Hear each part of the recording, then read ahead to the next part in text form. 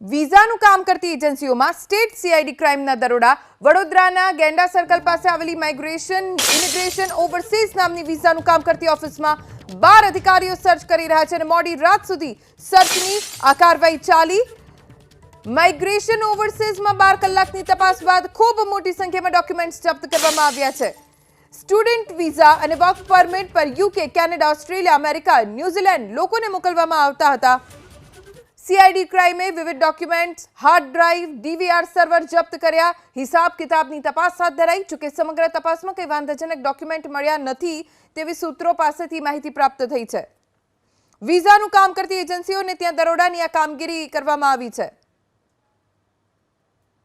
CID crime विभागने जाणकारी मळी हती के विद्यार्थीओने खोटा दस्तावेज उभा करीने विदेश मोकलवानी जे कामगीरी थई रही है आ प्रकारनी तेमने माहिती मळता राज्यव्यापी दरोड़ा पाडवामां आव्या हता अने जेनी अंदर वडोदरानी अंदर आप जोई शको छो के स्मित शाहनी आ माइग्रेशन ओवरसीज ऑफिस वडोदराना गेंडा सर्कल पासे साराभाई केम्पस में आवेली छे।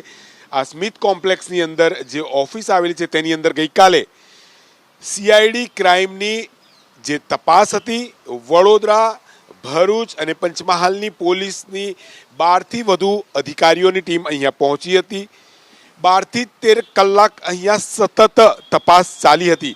તપાસની અંદર અહીંયા જે રીતે સ્ટુડન્ટ વિઝા અને વર્ક પરમિટ પર UK, Canada, Australia, America, New Zealand સહિત અનેક જે દેશોની અંદર જે વિદ્યાર્થીઓ સહિત જે વર્ક પરમિટ પર લોકોને મોકલવામાં આવતા હતા તેની અંદર ક્યાંક ને ક્યાંક ગેરરીતિ થઈ હોવાની જે આશંકા અને વાત રાજ્યના સીઆઈડી વિભાગને મળતા રાજ્યવ્યાપી દરોડા હતા।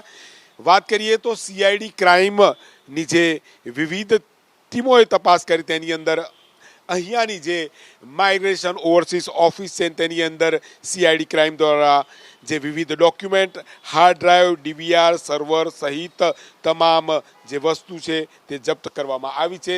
સ્મિત શાહની પણ અહીંયા જે પૂછપરછ કરવામાં આવી છે।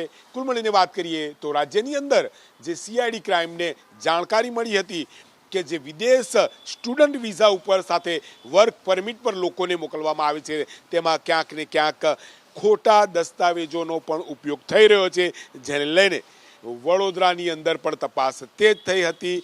ગઈકાલે સતત 12 કલાકની તપાસ બાદ રાત્રે 3 વાગે અધિકારીઓએ અહીંયાથી ખૂબ મોટી સંખ્યામાં જે દસ્તાવેજો, કોમ્પ્યુટર, હાર્ડ ડિસ્ક સહિતની તમામ વસ્તુ કબજે લીધી છે। તેની તપાસ થશે અને તેની અંદર જો કોઈ ગેરરીતિ આવે છે તો સખતમાં સખત કાર્યવાહી થઈ શકે છે। કેમેરામેન પરેશ ધોળકા સાથે લોરેન્સ પરમાર, એબીપી અસ્મિતા, વડોદરા।